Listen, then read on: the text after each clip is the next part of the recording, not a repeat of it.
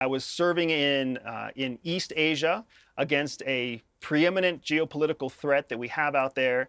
And they discovered that I was present. They discovered that I was in their country, and they sent a team to find me. And I had to escape using the skills that CIA taught me. It's such a sensitive and current story that CIA has consistently rejected to let me tell it. But I am fighting them. In fact, I'm actually due in Langley next week to sit with their review council, their review board, to try to get formal permission to share that story. And I'm happy to come share it with you as soon as I get that permission. I would love that. Fascinatingly, and this probably goes to your people skills, you managed to carry out a lot of this undercover work with your wife in a tandem operative scenario, your wife, Jihi. How did that happen? Yeah, that's actually, you're exactly right. Part of it's because my wife is smarter than me. She is more likable than me. She is an amazing human being with an anxiety disorder, which also helped her because it made her naturally paranoid about all the threats around us.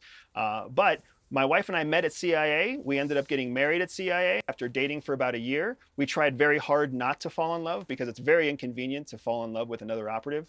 But ultimately, we got married. CIA saw that we had complementary skills and that we were both of a brown, an ambiguous ethnicity, which made us very powerful as an operational couple because we could essentially be sent into the forward field and with very little support, just supporting each other in a true marriage that did not have to be fabricated or falsified, right? It was a genuine legal marriage. So it was a fantastic time, but at the same time, any husband who's ever worked with their wife, you know what that's like. And working with your wife undercover is no different than working with your wife anywhere else. It's a mix of good and bad, and you still have to sleep together at night. So more often than not, her decision wins. Why did you leave in the end? Because it sounds like you had a fantastic time in the CIA.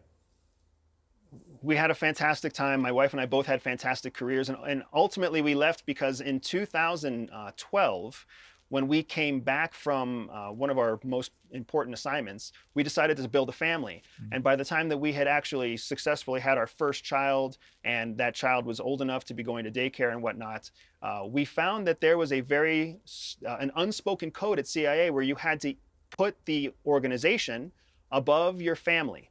And that's not something that, they don't teach you that on your first day. They don't teach you that on any of the slideshows about health insurance or retirement planning. And when the time came that we felt that we had to choose between family and career, my wife and I were of a generation that chose family first. So we chose to raise our son. We chose to have a daughter. We chose to build a life of contributing American, citizens, rather than just dedicate ourselves to the mission of CIA. And frankly speaking, after seeing how CIA reacted under the presidency of Donald Trump in his first term as president, I was very happy that we left when we left, because it gave us a chance to be independent voices, independent business people, independent adults that did not have to follow the party line of what CIA was saying at the time about our sitting president. Finally, Andrew, I mean, you know better than most the answer to this question, but what is the biggest threat that we in the West face, do you think, right now? Without a doubt, our biggest threat is China. There is no place where China isn't actively investing, evolving, and growing that isn't a threat to the United States. Militarily, economically, technologically, when it comes to their global reach through the Belt and Road Initiative, China is replicating what the United States did at the end of World War II.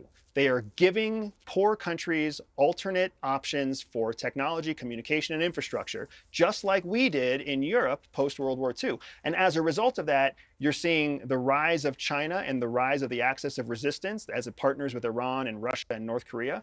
And you're seeing how it compares to the traditional form of democratic alliance like we see in NATO, which is predominantly run by the United States, not equal parties. So you're seeing this competition between pragmatism in the East and ideology in the West. And the question is, which one will win out in the long term? That's one of the reasons that Donald Trump is such a powerful candidate for the United States, not because he sounds silly, not because he's a famous business person, but because people look at Donald Trump and know he makes pragmatic decisions. Selfish, yes, but pragmatic. And pragmatism is the thing that's going to keep us safe in the future, not a promise of ideology.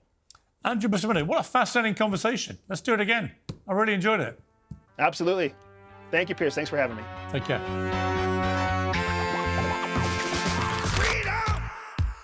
so fresh on you.